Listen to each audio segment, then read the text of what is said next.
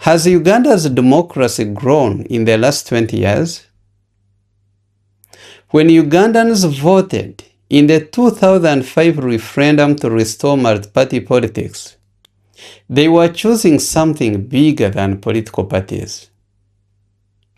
They were choosing competition, debate, accountability, and the right of every citizen to support the leaders they believe in. Today, Uganda has dozens of registered political parties. Some are large, others are small. Some have declined, and others have grown remarkably. One of those is the National Unity Platform, which has just marked 6 years since its formation. Its president, Robert Kyagulanyi Ssentamu, delivered a speech reflecting on the party's journey, its achievements, and the challenges it says it has faced.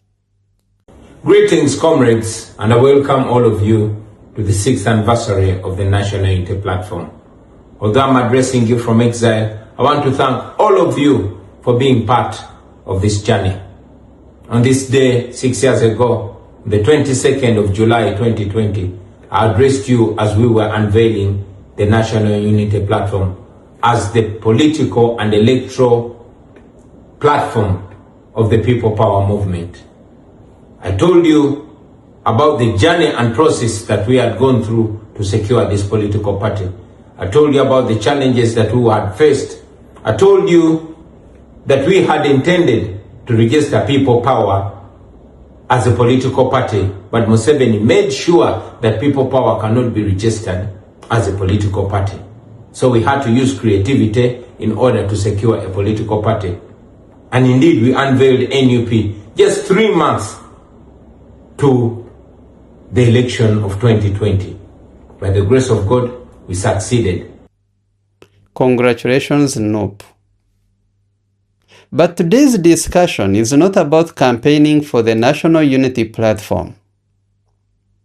It is not about criticizing the national resistance movement either. Neither is it about saying one political party is better than the other. Today's discussion is about something much bigger.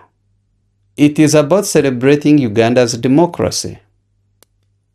Because whether you support the NRM, NUP, FDC, DP, UPC, JEEMA, or any other legally registered political party, every political party contributes to the democratic conversation.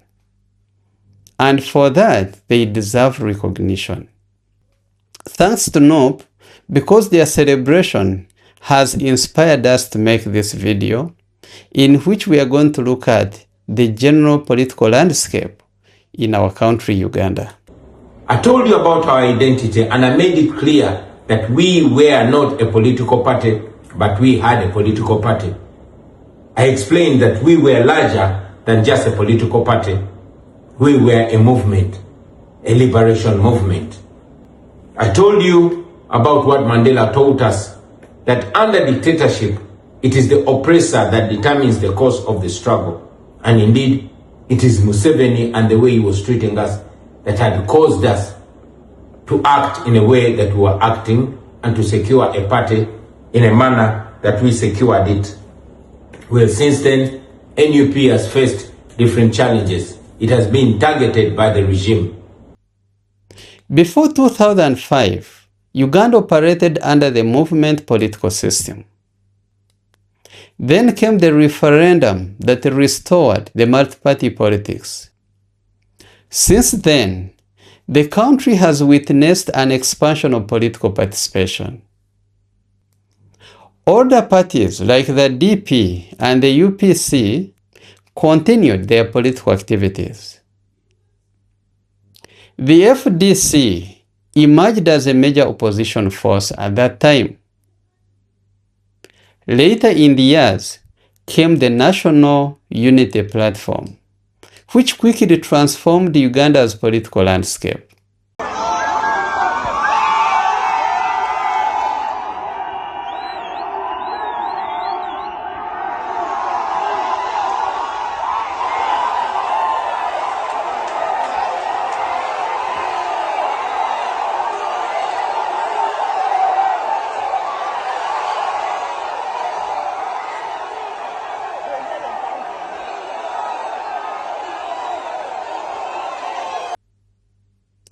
So whether one supports these parties or not, this evolution demonstrates that Uganda's political environment has changed significantly over the past 2 decades. No democracy is perfect. Every democracy faces disagreements over elections, political freedoms, campaign financing, and public trust. The question is not whether challenges exist. The question is whether institutions continue improving. That's why today I congratulate NUP and every other political party in Uganda. As you remember, our former leader, Mzee Chibalama, was abducted, compromised, and forced to disown us. We have faced court case after court case and the threat of deregistration. We have had our candidates denominated. We have had our members abducted and many killed. We have, been targeted not only by the regime, but even those that purport to be in the opposition. We have been denied funds that we are legally entitled to. We have had attacks and raids on our offices and headquarters, from our former headquarters in Kamocha to our main headquarters in Kavule, and all our offices across the country, including northern Uganda. But we are still standing, and we are growing from strength to strength. Among Uganda's recent political developments, few have attracted as much attention as the rise of the National Unity Platform. In his anniversary speech, Bobi Wine reminded supporters that the People Power movement had intended to register as a political party, but instead acquired and rebranded an existing political party, launching NUP only a few months before the 2021 general election. Think about that for a moment. Building a nationwide political organization normally takes years. Yet within a remarkably short period, NUP fielded candidates across the country and became Uganda's leading opposition party. Impressive, right? But whether you voted for NUP or not, that political growth deserves acknowledgement. Not because everyone should agree with its policies, no, but because healthy democracies benefit when citizens have genuine political choices. You heard me. Genuine political choices. We have established headquarters across the country, in eastern Uganda, in western Uganda, and even in the Uganda region. And we've gone ahead to establish offices across the country, although we do this amidst numerous challenges. We have won 2 presidential elections, although they were overturned by the military, but the people of Uganda know what they voted for. We have gone ahead to have leaders across the country, but most importantly, we have awakened the young generation. We have awakened the people of Uganda. We've made them know that politics is not just something that they have to live for the so-called intellectuals. It is something that determines their life. We have established and strengthened our diaspora wing. And indeed, it is the diaspora that has played a huge role in the continuous survival of the National Unity Platform. We salute them. Listening carefully to the speech, 3 main themes emerge. The first is gratitude. Bobi Wine thanked party leaders, grassroots supporters, and Ugandans in the diaspora, whom he credited with helping the party survive difficult moments. The second theme is resilience. He argued that despite numerous challenges, including court cases, threats against the party, office raids, and what he described as the arrest and detention of supporters, the National Unity Platform has continued to grow. The third theme is hope. He urged supporters not to give up and encouraged them to continue participating in politics, including local council elections.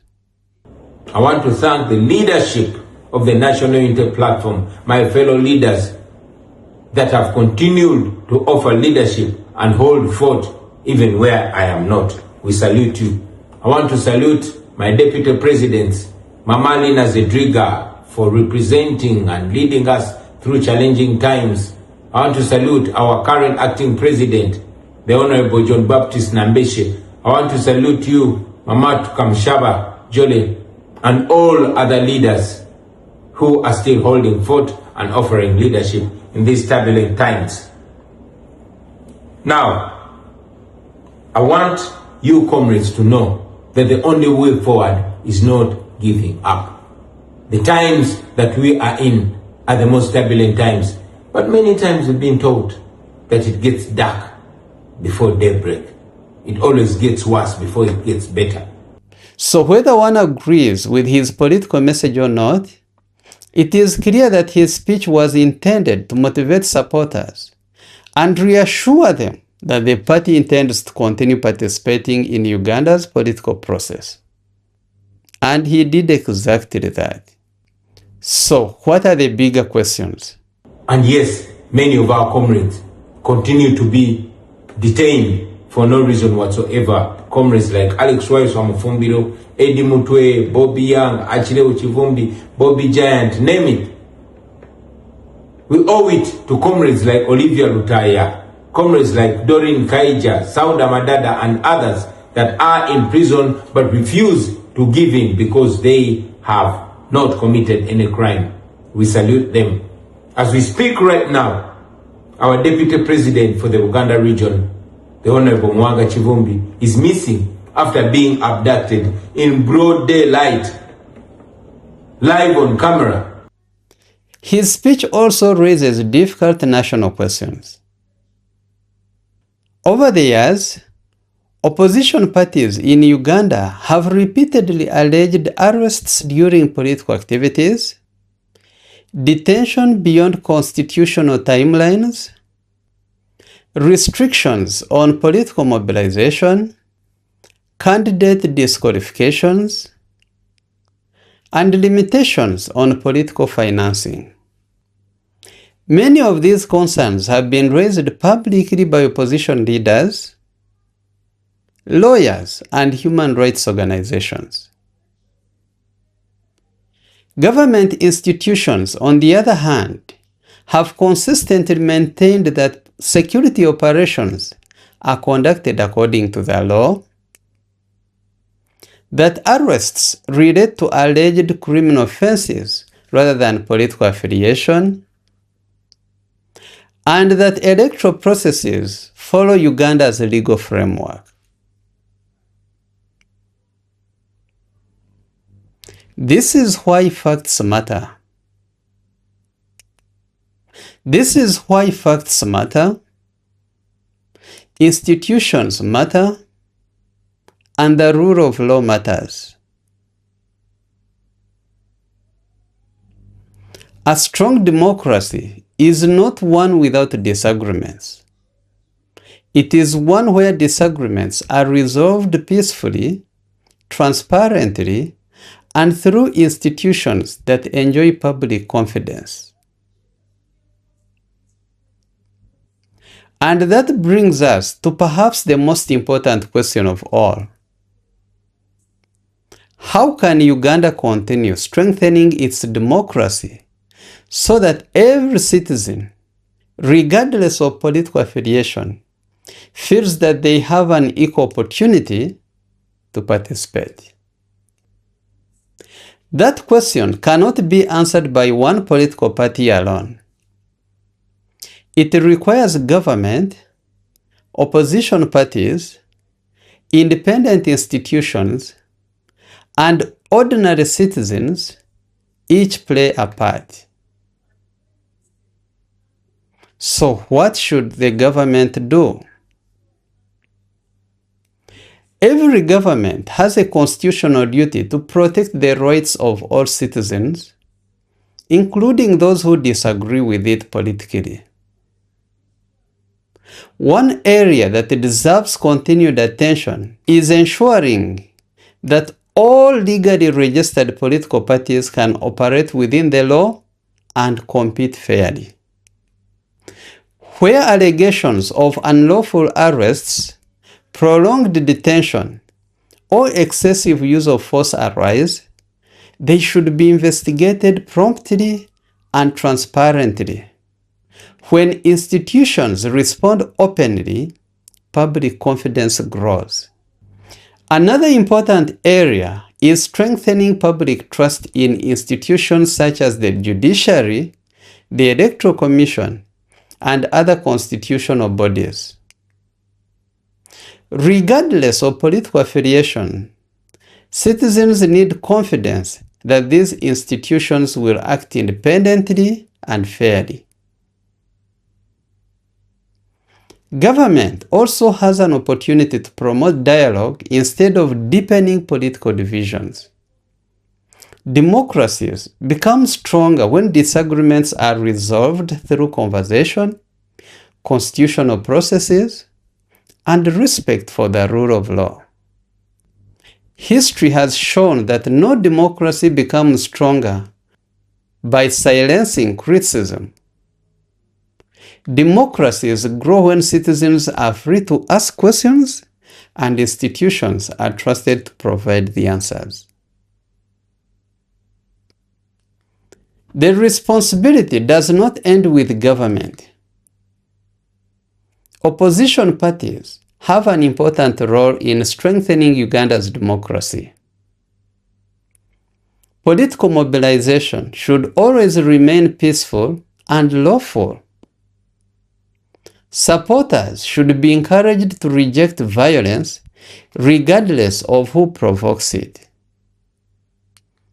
Opposition parties should continue presenting clear alternatives on issues that affect everyday Ugandans: jobs, education, healthcare, agriculture, corruption, and the cost of living. Criticizing government is part of democracy. But citizens also want to know what different parties would do differently if entrusted with power. Another important issue is transparency.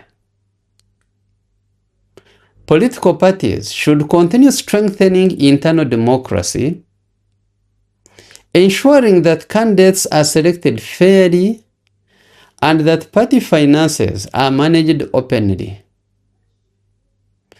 Seeking funding through lawful and transparent channels not only complies with the law, but also builds public confidence. Ultimately, the goal should not simply be to oppose. It should be to demonstrate readiness to govern responsibly. Now, here is a message to the people of Uganda. Perhaps the most important stakeholders in any democracy are not politicians. They are citizens. Over the years, some Ugandans have become discouraged by politics. Some say they fear confrontation. Others feel that their voices no longer matter. But democracy cannot thrive when good people withdraw from public life.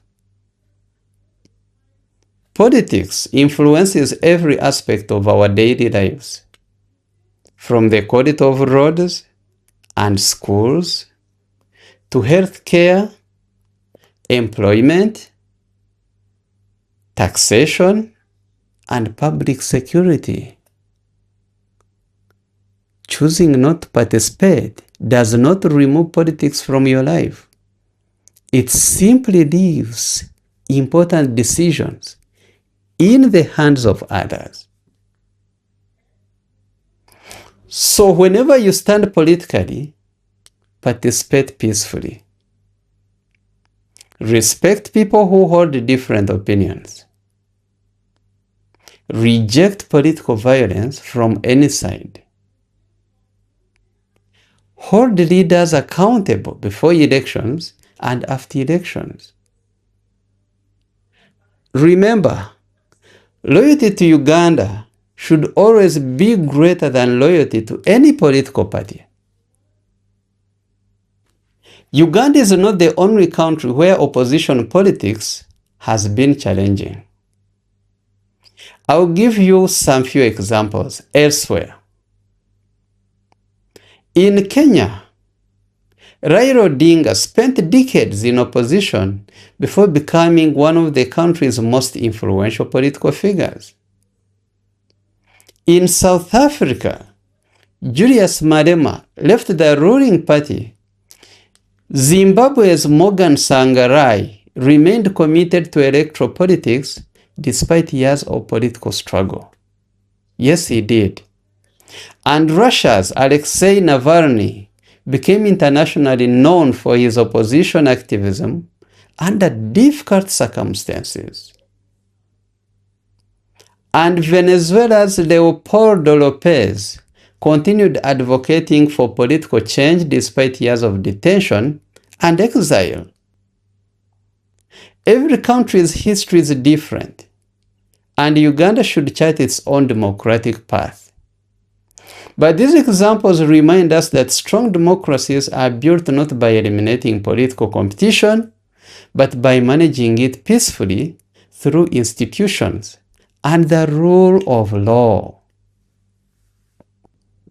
As I reflected on Bobi Wine's speech marking 6 years of the National Unity Platform, one thought stood out. This anniversary is about more than one party. It is a reminder of Uganda's democratic journey. From the return to multi-party politics in 2005, to the emergence of new political movements, to today's vibrant and often heated political competition, Uganda has changed. There is still work to do. There are still questions to answer. There are still reforms that many Ugandans believe should be discussed. But there is also progress worth acknowledging. The existence of vigorous political debate, competing ideas, and active political parties is itself evidence that Uganda's democratic story continues to evolve amidst challenges.